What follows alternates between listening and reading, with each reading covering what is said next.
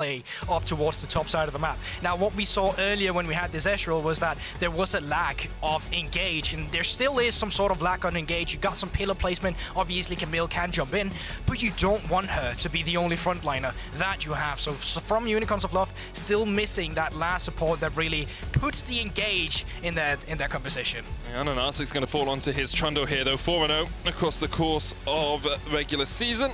It's undefeated on that pick. Twisted Fate for Balulu. Once again, a champion on which he can move around the map. And team that up with Mojito, who played the Kiana game 1, now is playing the Talon. It's a very deadly duo to have to match into. Yeah, makes sense. Immediately get rid of the Sylas. Make sure that Sylas can't steal the Twisted Fate ultimate and walk around the map or with you, get a response to that. I wonder if he's afraid of the likes of LeBlanc as well going in from the early laning phase, or if he feels confident for that matchup as well. But you can see from the get-go of Unicorns of Love, they're targeting away Crazy, and it makes a lot of sense because they did have a lot of play around Crazy earlier today. Get rid of some of those power picks in the top lane. Of course, with you already picking the Camille as well, you know things that are good into that Camille. Renekton, one of those. Galatasaray now with their second ban will remove the ability to roam around for Nomads in that Galio. Of course, have gone to Santa's in the bottom lane as well. Has a 20.8% duo proximity in the 6 games he has played on Galio this split. Jay's coming in as the last one, so just making sure that this Camille can get as free as a lane as she wants to. But, you know, the likes of Fiora is still up. We've already seen it once. Does have a decent matchup into the Camille as well. So if you do want to play that side lane, is still an option to come into this one. Another champion we really haven't talked about for ages due to patches is also Gwen. I'm not going to stop it there because it is obviously only a hover, and you can just pick your support here if you want to have the counter pick for top.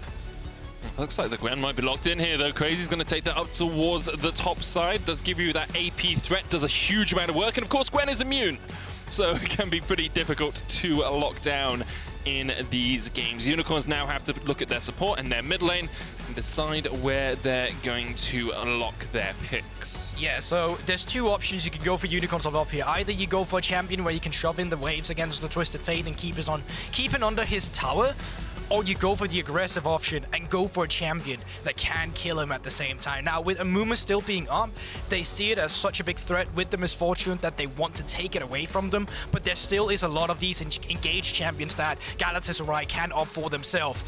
That's an Aurelion Soul Hover, and while I agree that would be super fun to see, about that. I think he's going to go back to this aggressive style we saw earlier, where is you want to kill the Twisted Fate. You want to make sure that when he's dead, he can't roam. Yeah, the Blanc will be locked in. Twister, come on, Aurelion Soul, though.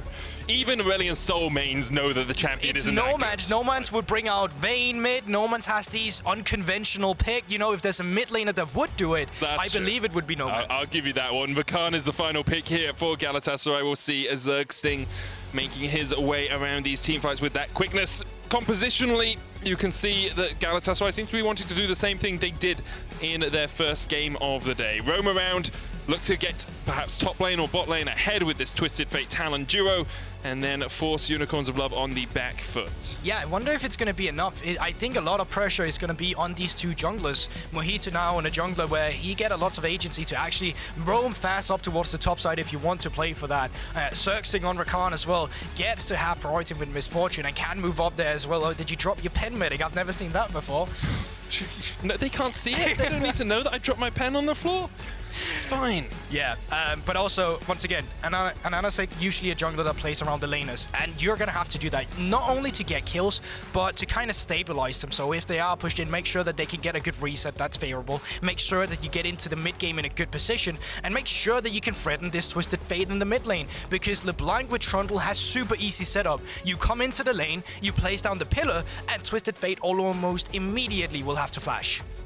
Yeah, it's so difficult to get away from that pillow, especially as you don't have a dash on the Twisted Fate. We're going to get on into our final game of the day. Galatasaray trying to make it a clean 2-0 on day 1. And pretty much, I'm not going to say lock their spot in at least a knockout match, but pretty much guarantee themselves a tiebreaker if they beat the Unicorns of Love here, because of course UOL would be 0-2 and Galatasaray would be 2-0. Important to notice, we don't have head-to-head either, so tiebreakers can easily happen and get more days later towards the end stages of play-ins here. Moving out on the map, doesn't seem like we're gonna get any crazy shenanigans. Unicorns of Love can try and see if they want some early intel on Mojito. Doesn't have flash either. He's got Ignite on the Talon, usually because you have this mobility where you're able to just jump over walls, so you don't even want the flash. Sure. It's very easy for you to work your way around the map with that Assassin's Path, or the backflip, that we like to call it.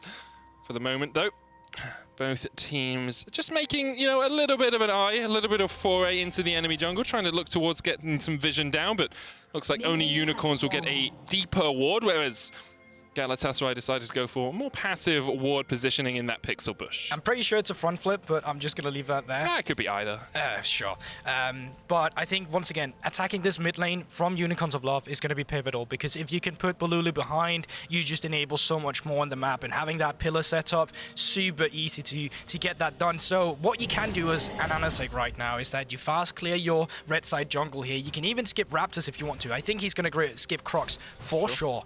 But then move up to the top side and come in from a path behind the Twisted Fate where the pillar can just come down, you force the flash, and then you're happy, because then you can always just come in for the return afterwards. See if Anasek is able to make his way towards that mid lane anytime soon. Both junglers starting on the bottom side of the map, working their way up towards the top. Both top laners going Ignite TP as well. Something we saw very commonly at the start of summer. Of course, Gwen falling out of favor just a little bit across the course of the summer season, but still very strong in her own right, just not quite as overpowered as she used to be. Yeah, and now down towards the bottom lane, Galatasaray, they didn't have to leash, or actually they did leash as well, but it just seems like they came first onto this one, and therefore have gained the priority, are crashing the wave here. What I would assume would be the second one, and then they can just get some early intel if they want to. They can move Xerxing just into the fog of war to threaten the push that Nomanz is having in the mid lane. Be a relatively early roam around from Xerxing, but always a possibility. And of course, LeBlanc relatively safe in her own right as well in that mid lane, can just distort away, but you are trying to use it to wave clear a little bit in the early game as well. Can and miss there for Nomanz, as Bolulu, although he's behind in CS, will be stacking up that deck, stacking up the gold on the Twisted Fate. And you can see what it takes for Trundle to keep up with the Talon as well. Talon basically has cleared his whole jungle, only has the Crocs left, but the Trundle has skipped the Crocs, he's skipped the Wolves, and now he's trying to set up for the Scuttles, trying to respawn or come in from behind in the mid lane, as we already talked about earlier. Scryer's Bloom does not quite spot out Mojito, dodged to the side of it. Crocs reset just a little bit, but he is able to go back and collect them all without them gaining too much health. So Mojito with a full clear of his jungle, about a camp ahead of Ananasik right now, but will be working his way down towards the bottom side Scuttlecrab. Ananasik was trying to track him, but couldn't quite find him out, and now maybe we'll look for that pillar gank you were talking about in the mid lane instead. Puts down his W, and is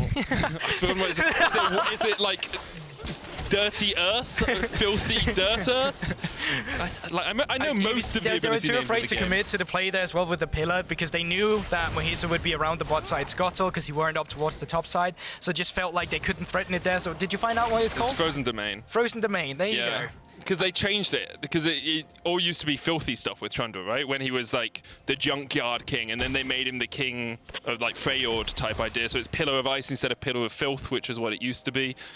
Am I showing my age here with my knowledge? I mean, I was there as well. I just don't remember this. So with the camp respawners now, it's going to be interesting to see what Galatasaray wants to do with their priority, because the bot side camps have respawned. You have Mojito down here as well on the Talon, and it's easy to get out with a Rakan and a Talon roaming around together. So I'd love to see Galatasaray at some point say, you know what, we have so much bot lane priority.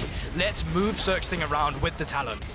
You can see Argonaut, getting forced out in that bottom lane, alive, hitting the double ups over and over, makes it very difficult for Argonaut to play in the lane. He is going to finish this recall. Santa's just trying to block out any possibility of the Galatasaray bot lane doing anything too aggressive. The wave will push in, so that's about 6 minions lost for Argonaut, and he's already 17 behind.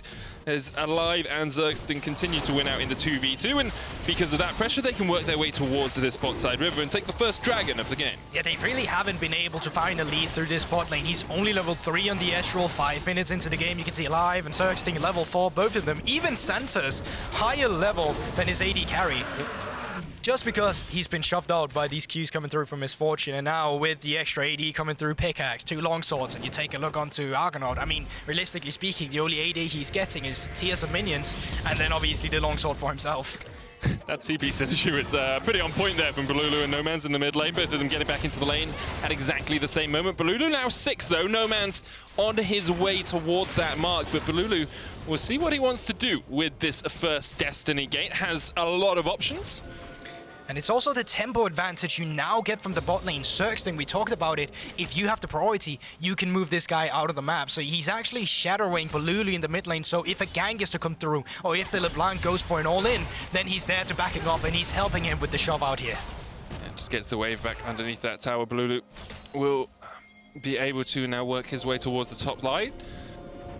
Ananasic spots it out. Mojito waiting around the wings here as well. Boss, of course, no flash, but hookshot wall dive is a pretty easy escape tool for a Camille in this sort of situation. And with the possibility that Noman's was working his way up towards the top lane, it's pretty respectful there from Galatasaray to back away. Yeah, you're completely right, Medic. Even though Balulu could follow up with the Destiny Gate, minion wave just wasn't pushed in, so they didn't want to risk losing resources if a fight were to go back. And we can take a look at the gold right now. I want to look at the 280 carries because that's pretty much where gold lead has come without no jungle attention. This has just been the 2 bot laners against each other in the mid lane. Surprising to see as well Twisted Fate actually being up here. Obviously he does have that passive where you get some extra gold, so it is quite natural from the champion, but this mid lane with the LeBlanc and the Trundle, it just haven't worked out yet. And at some point, you have to find the lead as Unicorns of Love, because a man advantage will be created with the Twisted Fate at some point, with the bot lane priority that we continuously see from Galatasaray. I think Galatasaray are very happy to play this sort of style, like wait it out, take things slowly, find a single play, and then start taking the game from there. Because usually what we would have seen perhaps is a little bit more aggression from the Unicorns of Love. And Ananasic, pretty impactful in the early game, but really hasn't found his opportunity, hasn't found his chance so far in this matchup. Well, I think, yeah, we can definitely see it between the two, but it just feels like they're less willing to create plays this time around. They're taking it way more slow, and it might still benefit Unicorns of Love in some end, because Camille, I mean, famously known for being a champions that want the 2 first items to actually get out there as well. But you talked about the individual lead, and you're completely right, because it hasn't been to a point where they continuously have been able to just push in the lane and counter jungle, but it's also due to the champion that Mojito is now playing. These stats that you just finally displayed did not exist before, because it was not the type of champion that he had to play before either. Now he's more about playing around the lanes, and has actually started up the Rift Owl. Ananasic might miss the fact that Mojito is doing this. Blast comes up, now works his way across. Senses is on his way as well, but supports roamed around, as you say, Zergsting. But Alive has joined this fray, so it will be a man advantage for Galatasaray if they want to take this fight. And Ananasic continues to step forward, has to subjugate, has that level 6. Boss trading with Crazy off towards the top side. Hallowed Grand going to do a lot of work. Rift held secured, Boss jumps away. And, oh, flash forward here. There's the stun card. They're looking for Boss. He's already used the hookshot wall dive. Hexagon made him coming out as well. Boss is ticking. And the Ignite will not quite be enough to secure that kill. However, the Rift Herald will tank up this tower. Santa's coming in from the side. Noman's there as well. There's the first bandage toss. Zergsting is low bullet time, gets the first kill. Second and third go over to Galatasaray, though, as Ananasic is now underneath the tower. We'll be able to get one in response, but that's a great play there for Galatasaray. They get the Rift Tower charging in. They get 3 plates in the top lane, and they manage to pick up 3 kills. Yeah, so they're still going to get the plates here. The gold is being shared, and down towards the bottom side of the map, Argonaut is finally getting some gold for himself. He's still 800 gold behind just because of the kills that Alive was able to pick up there. So still a very good fight coming through from the side of Galatasaray. And when Destiny Gate is up and available again, you got more champions to actually try and engage on. Now you have the mobility of the talent, and you can attack Ananasic in the jungle because he no longer has flash on the Trundle. Ananasic just very easily caught out right now, as you say. No flash on the Trundle, no subjugate for the next moment. We'll have another look at this play because Galatasaray have a numbers advantage when it all kicks off. It's one of those things with the Rift Hell where you just have to forfeit it. You already know that the opponent has a man advantage, and trying to contest it here is, quite honestly, just a bit BM, because you think you have what it takes to outmaneuver them, and while it does get close, it's just not going to be enough. So while they don't want to wait for the minion wave, the Misfortune is just going to walk up and just bullet time him to death, and there's not much Bosch can do about it. They do get the trade kill, but it's a trade kill onto their support with the Amumu, and while he's still stuck on the tower and Ananasic, Talon just tanks some tower shots, but in the end, there's not much to do about it. It's just Quite simple. It's a man advantage, it's a Rift Herald to tank it up, and it's a dive. Yeah, because of it, it's a 2,400 gold lead. 2 kills on the MF means that Alive has already picked up his Gale Force. It's in a very strong spot on this Misfortune, and Galatasaray with their 3rd objective of the game. Rift Herald, 2 dragons. Really doesn't look like Unicorns of Love have a way to answer this right now. No, it's definitely a problem, and we know that Galatasaray, they like to take it quite slow. They don't mind just waiting around for these next types of objective, but I would love to see them come in here finally with the Talon Rakan jungle support duo that we talk about. Steal away the camps, get this deep vision so you can continue with this priority that you now have. And once again, remember, Ananasik, no flash under Trumbull. You have to expose that. Well, right now it's Crazy who will be the target of Unicorns of Love's attentions. Destiny available for Balulu. Crazy underneath the tower. Hallowed Path coming in. There's the gate as well from Balulu, looking for the Sun card. Will lock up one. Santa's shot to the tower. Crazy survives. Balulu pops the stopwatch. No Man's coming in. Flash into the distortion. Gets enough damage to kill off Crazy, but Ananasik now on the wrong side of the rift. He's dead. Boss, you dive too deep. You have died too greedily. Another kill. Oh, wow. No way. Galatasaray just all over the map. They're just wiping the floor with the Unicorns of Love. They're mopping them up. And that's the individual lead we always talk about with Galatasaray. I mean, Mojito might even go for another. Shadow Assault will slow him down, and No Man's able to distort away. Should be able to get to safety here underneath this tower. But in the end, very, very destructive fight once again from Galatasaray. It's Unicorns of Love trying to find the leverage back into the game, but they just don't have the priority to do so. While the Talon and the Rakan was clearing vision out down in the bottom side, they're so mobile. You jump over a wall, Rakan jumps with you, another wall, another one goes with you, and then Balulu obviously with the Destiny and Gate, just seizing it and finding the kills. And now you can get the resets out, you can start attacking these camp respawners, so you can just wait these 3 minutes for the next objective or the Drake or the second Rift Herald that also is about to spawn soon. That's a 5,000 gold lead for Galatasaray at the 12-minute mark. Well, 4,500 if we're being precise. Here we as the go. TP comes in, and you said you wanted to see more action from Galatasaray. Well, they are pulling the trigger at every opportunity, and they are firing shots at Unicorns of Love. No Man's forced away. Santa's trying to dodge away as well, but No Man's ticking down with the Ignite will die to the cards. The deck is stacked against them as Galatasaray continue to push forward. And that's another kill in the books for the TCL representatives. 2.5 minutes on that Ocean Drake. They are in a very strong position to start getting towards that soul. I mean, it's a very early soul as well. It's like a 20-minute soul. Definitely, and just look at the vision control as well from Galatasaray. It was already put out before the fight started, and now with, once again, you taking control of the jungle, Raptors respawning, Crux is going to respawn as well, but you just not getting any leverage or any extra golden experience, so now we finally start seeing Mojito excel himself in the jungle. And the problem for Unicorns of Love is, unless you hit either a chain or a bandage toss, this is what's going to happen. You're going to chase and you're going to chase after Mojito, and you are going to die because you chase. You can't lock down a Talon. Destiny coming in from Balulu. Ananasik, 3rd time he dies. In 14 minutes of action, he has been totally shut down. This is a pick he was undefeated on in his home region. Now he's sitting at 1-3-2. Yeah, it's not the first time today, though. We're hearing about undefeated champions go defeated finally when they face a stronger opponent, and Galatasaray, they're just excelling that pressure. We talked about the windows that you would have on Ananasik. He finally has that flash up, so now you get some, extra breathing room. You're going to have to flash again at some point if this keeps up. But even at the same time, Unicorns of Love, they struggle to find a response because right now they don't have a single winning lane, so there's no way for you to force yourself up through a lane or through the bottom lane or whatever. You're just losing out everywhere on the map. Santa's trying to find something, but Mojito very easily just dodges away from it. It is a 6,500 gold lead at the 15-minute mark. And the Unicorns, well, they're going to start up the Rift Herald, but you got to be a little bit wary because Galatasaray could probably take this fight at a numbers disadvantage. Because Balulu's backing away, because Mojito's just reset, should be Unicorns to secure. That is the first neutral objective they have garnered this game. Yeah, it's one of those things where TP no longer off for Balulu, Destiny Gate neither, so as soon as Unicorns of Love got to be first on objective, great. The problem with being the team that's behind and having the Rift Towel is that you rarely have the setup to commit to it to a tower, so quite often you'll just have to drop it in a lane and then hope that you're going to be able to take it. But in the top side, you are finally starting to see some light because the Crazy was down so long towards the bottom side earlier. Boss has been able to finally get a turret taken down. Yeah, and he's actually the only player on his team that's even in gold with their opposite man apart from the supports. Look at that mid lane difference. 2,100 gold. Balulu is ahead. He is absolutely farming up champions and CS in this game. And now with the Ocean Drake up in 8 seconds, expectations are that Galatasaray will set up around it. I will say, Goldborg, you know what this is getting me really excited for? Yeah, go on. Final game of day 2. You know who it is? No, who is it? Galatasaray versus C9. That does already sound like a banger. Honestly, with how Galatasaray are playing, I'm wondering if they can challenge for first in the group. It's going to be a close one as here they go once again. And the bullet time comes out, and Unicorns of Love have to flash like Neo from the Matrix. Boss coming in with the Hexagol Dominator, but the TP's going to join them up.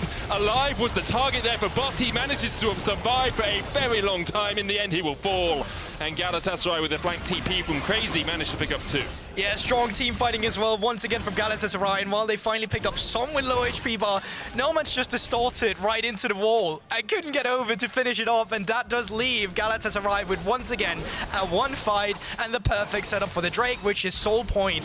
And by the time this is going, the next Drake will be up at 23 minutes, or 22. And Noman's having a difficult day today. Remember Zoriana getting caught out a couple of times in the first game they played here. Mojito will secure this. Doesn't actually have the smite, but able to take it in time. That's the Ocean. And as you say, a 22-minute so. Let's have a look at this Axe replay as Unicorns of Love perhaps think they can find something on the turnaround. Yeah, I mean, I think they're close to doing a TP coming in as well. You can actually see the amount of damage you get from the True Shot Barrage here. It's actually quite immense. Nomad's then can't really dash over the wall, and that means that there's no follow-up for Crazy, who does jump onto Alive. They finish it off last second, but it cost you so much. And then Crazy is finally able to join the fight with his own TP. Then you're overextended, and then you're just getting picked off. It's just these small things that really can affect how your team's chances fare at Worlds, especially in single round robin, especially in best of 1. You have 4 chances to prove yourself. Unicorns at the moment sitting at 0-1 after their loss earlier today.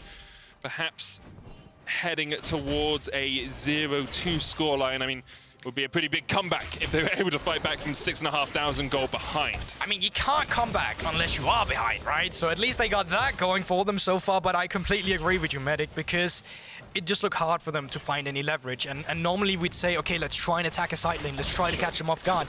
But the problem is, if that person is not Twisted Fate, he's going to collapse as well. If you're not fast enough at killing someone, the talent is going to be there before you even know it. There's just so much mobility that makes it hard for you as Unicorns of Love to find any leverage back into this game. And you can see Galatasaray, I'm actually quite impressed with how respective they are playing, knowing that the only win condition from Unicorns of Love is to get back in and find a pick. Crazy, we'd usually see him get picked off here. Yeah, it's very respectful from Crazy, as you say, shoring up some of the weaknesses we perhaps saw from them in the TCL, some of their foibles, some of their flaws. Crazy backing all the way off here, knowing that Unicorns of Love are on this side, knowing he's on the weak side of the map. Xerxing is going to come across, so is Alive to make sure that this tier 2 doesn't fall too easily. But while all of this is happening, Balulu, who has TP, is splitting up towards the top side. He backs away now, just in case he needed to TP to this fight, but because now Unicorns of Love have backed away, TP's expended from No Man's there. That might... I mean, the thing with that TP is you've got 2.5 minutes on an Ocean Drake, and so you're saying we have to have No Man's at the Drake before it starts. He can't be splitting somewhere else, but because you expend that, now Balulu could split push, pull No Man's over to that lane, and it makes that dragon a lot easier for you to play for. Yeah, it can make it awkward because then you have to send your Camille into the Twisted Fate, which I mean, it's still viable, and Boss will have his TP up for the Drake fight when it finally comes through. But you're right about the point going into it. I like still what Unicorns of Love did. They realized as soon as Balulu went into the fog of war, this guy either has Destiny Gate or the TP, sure. So we need to back off immediately, not over forcing for the tier 2 turret, because if they did that, they would have almost immediately gone down to the team fight that was about to come. And right now what you do as Galatasaray is that you need to clear your top sides jungle, you need to make sure that you have got all the resources on your half on the map. And once that has happened, then you start moving into the enemy jungle, right? Then you start getting the control around the Baron and solidify yourself on the map, because then you can threaten the Baron, move down to the Drake, and just keep Unicorns of Love in a pinch where there's so many objectives that they need to be wary of. It's about a minute 30 before that Ocean Dragon spawns. Let's see where we are in terms of items across the board.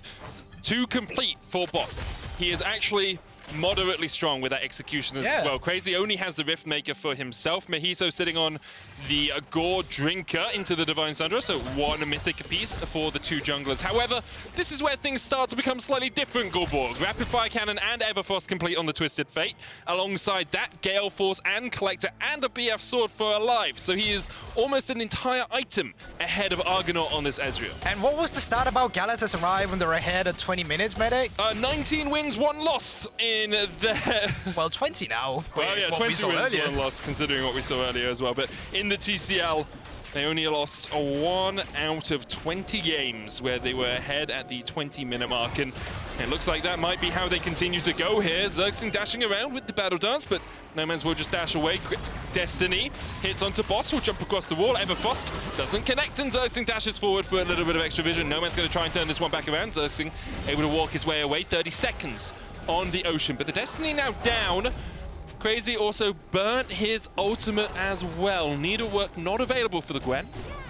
But this will come down to a fight for the priority here. You can see both teams don't have to care about side lane. It's all about this Drake spawning in 10 seconds, and they're doing everything they can to get control of the river. Stun card, but it's only onto Nomanz, just a little bit of chip damage. That Rapid Fire Cannon will do a lot of work here for the Twisted Fate. Unicorns of Love able to split Galatasaray for the moment. For the time being, they are the ones with priority, with the control of the Dragon Pit. But it's still going to be so difficult because, yeah, you're going to be forced to start off the objective, and then Galatasaray, they can collapse on you. Xerxing does have flash. There goes Mojito, and Anasik is stunned up. He's going to have to flash away, and that Dragon is ripe for the taking, but Xerxing's already dead alive, forced off towards the top side as well. Stun card going on to Anasik, as well as the Dragon secured. That's Ocean Soul for Galatasaray, and in a 3v4, Nomanz forced away, Argonaut dead, and Anasik running for the hills. Nomanz goes off towards the top side. Doesn't really matter that Unicorns of Love got an equal trade in that fight. They lost the soul, and because of that, well, Nomanz is going to lose his life as well. Stun card, wild cards, he missed. It's that fine. I mean, it might be a longer chase, but I mean, he should be able to run him down here. He's got the Rapid Fire Cannon.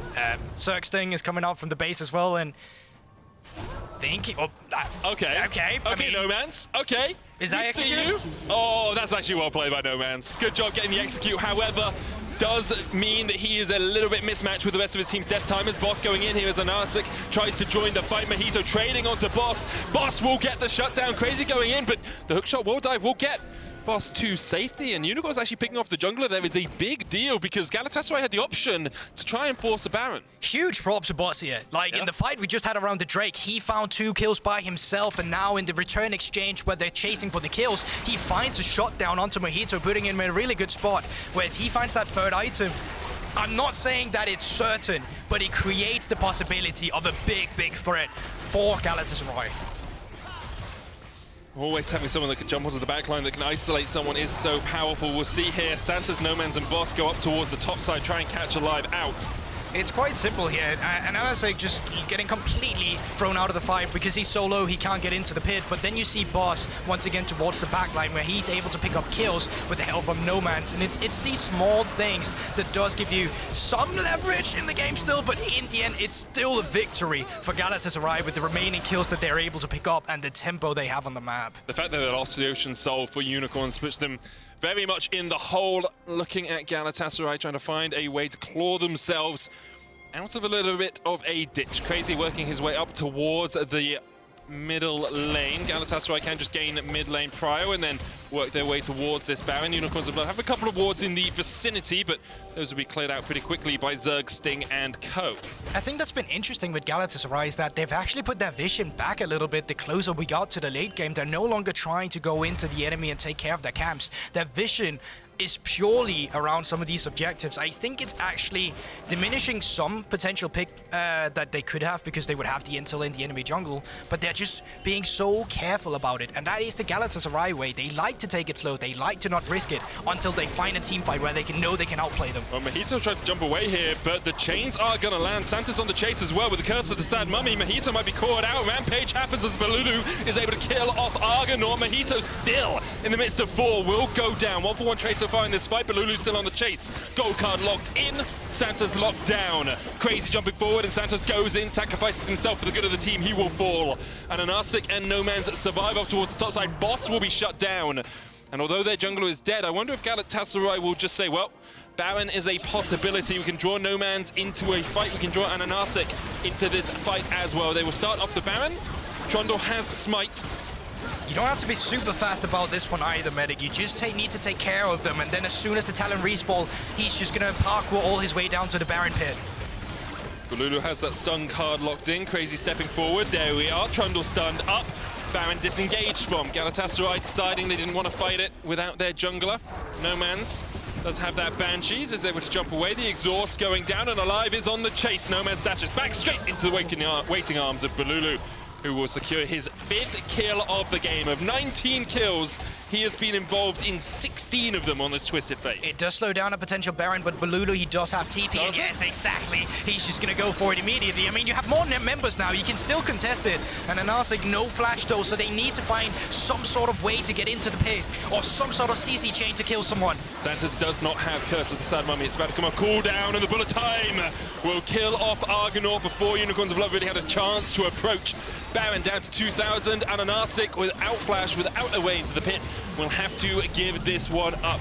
Galatasaray, Ocean Soul, 9,000 gold their advantage. Baron buff for the next 3 minutes. We'll be looking to close this one out and end day 1 undefeated. Yeah, so methodical about it as well. I mean, outside of Mojito really being in a position where it's easy to catch him off guard, the rest of the team is doing such a good job at splitting off the opponent. So Crazy finds the pick onto Argonaut, and then it's really easy for Balulu to join in with the rest of them. And then Xerxley just finding so many charms with the quickness, allowing his team to catch up and, you know, just take care of the rest of the fight really here. It's very difficult for Unicorns of Love to do anything because of the range of those stun cards. Galatasaray now pushing in the bottom lane. A minute left before that Elder Drake spawns. Unicorns of Love have only picked up a Rift Herald. Of all the neutral objectives in this game, they got 2nd Rift Herald. At least it's something. I mean, it is something, but when you're 10,000 gold in the hole, perhaps you'd be hoping you picked up a little bit more throughout it. Double up is going to land there onto Argonaut. He is forced back underneath this tower. Single auto attack takes him down to half of his health pool. Boss forced down towards the bottom side of the fight. Meanwhile, Crazy continues to split push, continues to pressure by himself. This cannon minion and Alive doing a lot of work to the tower, and that is the mid lane inhibitor tower down. No Man's jumping forward. Balulu continues to have that gold card of death locked above his head, and as soon as it goes down, Unicorns of Love can step up. There's just nothing they can do about it. The waves necessarily not even that saying. Crazy was taking care of the tier 2 turret while the rest of them was just knocking down the inhib tower. Now as a 5-man unit, they're just gonna take care of the last one down towards the bottom lane. So here's the problem if you're Unicorns. You see that damage No Man's just did?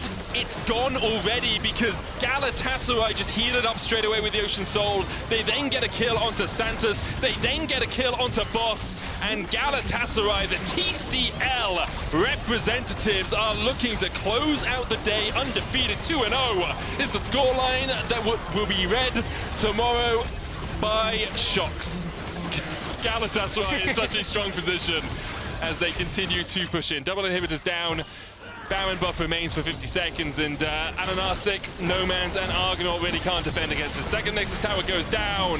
Galatasaray, defying many's expectations, go undefeated on day 1. It's huge for Turkey. We were talking about a redemption run from MSI, and now 2-0 on the first day of play-ins in a lot of games where people did not expect them to come out on top. Unicorns of Love, we were talking about them because of last year. They made it into the group stage as well from play-ins. And I gotta say, they are evolving throughout the day in terms of how dominant they were. The first game were a bit slow, but coming into this second one, it was 29 minutes. The average game time on wins of 33 minutes in the TCL, and they did even better in this one.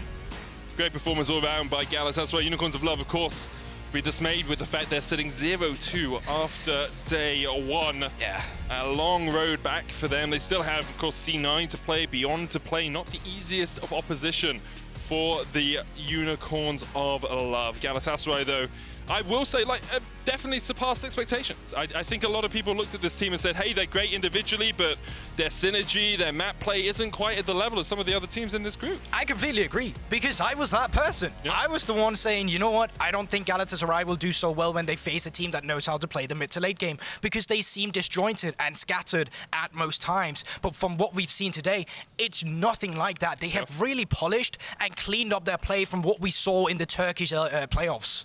Well, be sure to stay tuned for World's Cooldown with Shox, Emily, and Chronicler, who will give you all the takeaways from day 1 right after a short break.